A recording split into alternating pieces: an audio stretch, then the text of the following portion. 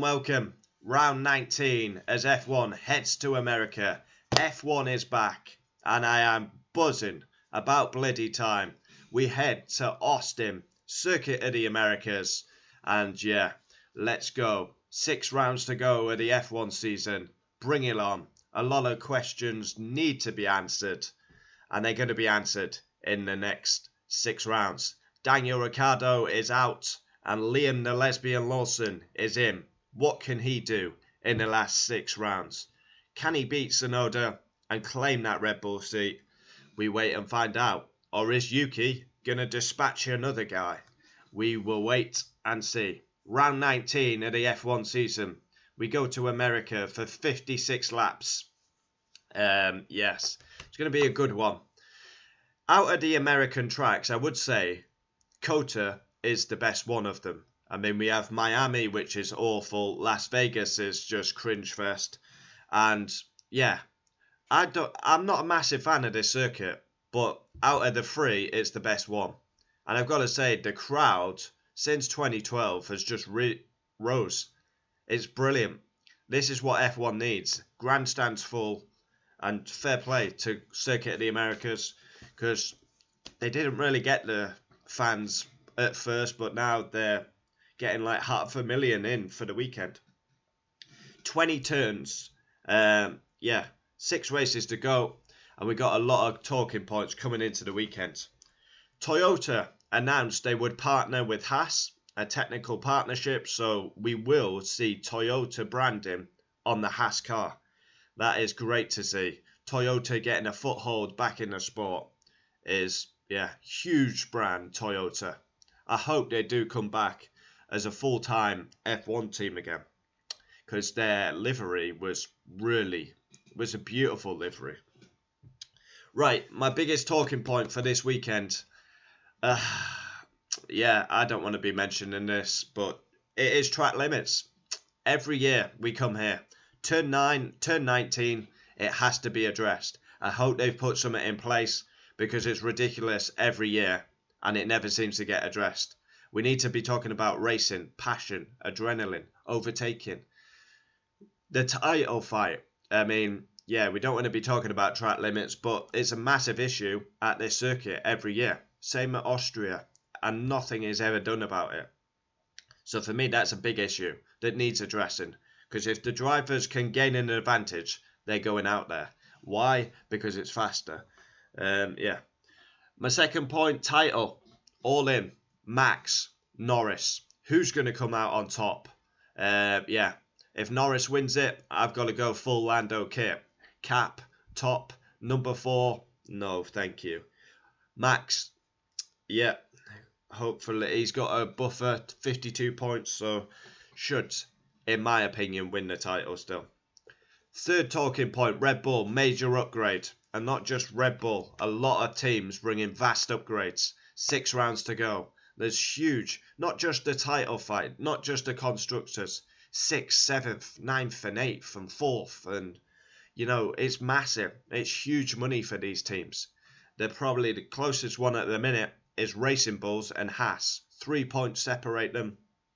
That is massive for both teams, whichever way that goes. And Red Bull bringing a major upgrade. Usually when they bring an upgrade, it goes sour. I mean, it's not been a great year, like Team United kind of feel at Red Bull. I do believe Red Bull will win the drivers. I believe McLaren will win the constructors. Number 4, Lesbian Lawson returns. Daniel Ricciardo finally put in the bin. It's just rewarding failure. Racing Bulls should have had Lawson in at the start of the season. They cling on, just like Williams did to Sargent. Ridiculous. Lawson finally in the car. Let's see what he can do. He was impressive at Singapore, scoring points. But I think 1-1 and Lawson is going to be fireworks. And that is just great for F1 fans, because it's going to give us good viewing. Like I said before, 1-1, if he beats Lawson, then he deserves to be in a Red Bull car, but I don't think he's ever going to get there. I don't know. His name just doesn't fit.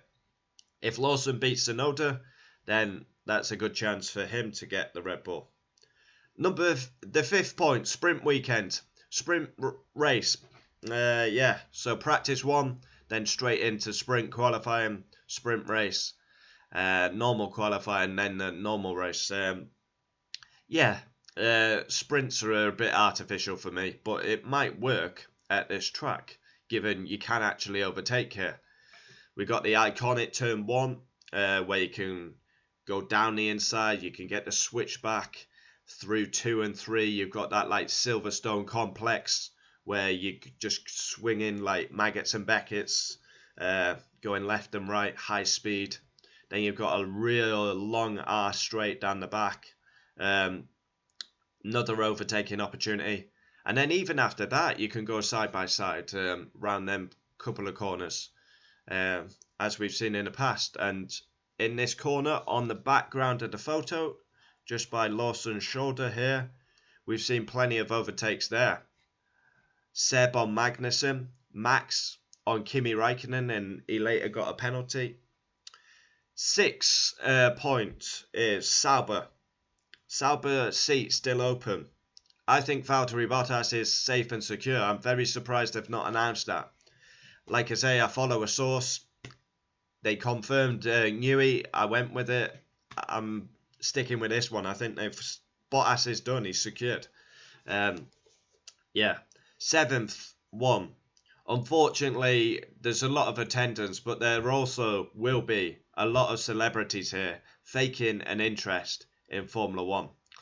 Like, it's not even a joke. Martin Brundle goes on the grid in America and he gets disrespected. Look at the time where he went to interview the tennis player, Serena Williams, and she basically just blanked him.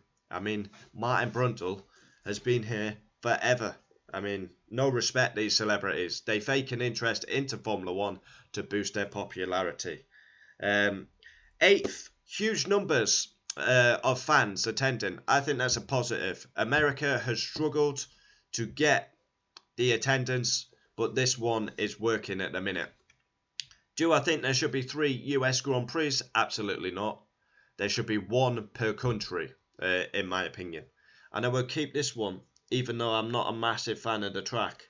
I just don't like the turn 9 and 19. I think it's ridiculous that a high level category, Formula 1, pinnacle of motorsport, that we can run off at 9 and 19 every year. It seems wrong to me. And it's never addressed. It's the same in Austria as well. Yeah. But I am absolutely buzzing. We've had a long wait. Feels like forever. I think it's only been a month. We've covered daily videos, but now we are back in business. We've got previews, qualifying reaction, race reaction, driver ratings, and then in a week's time we go to Mexico. Then we have another break. Then we've got Las Vegas, Qatar. I think there's a break between Las Vegas, Qatar. We've got a triple header to end Qatar, Brazil, Abu Dhabi. Yeah. The race is on for that title. Max, Norris.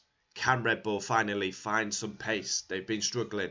Max has been getting the best out of a bad package. Norris, can he step up and deliver these results? Or are we going to see choky starts and not a very good situation by Norris? Because he has bottled a lot of points. He should be a lot closer to Max than he is. But yeah, if McLaren can win the Constructors, I would have bit your hand off for that at the start of the season. So join me for qualifying reaction, race reaction, driver ratings. Yeah, bring it on. Really excited for this one. Adios. Adios.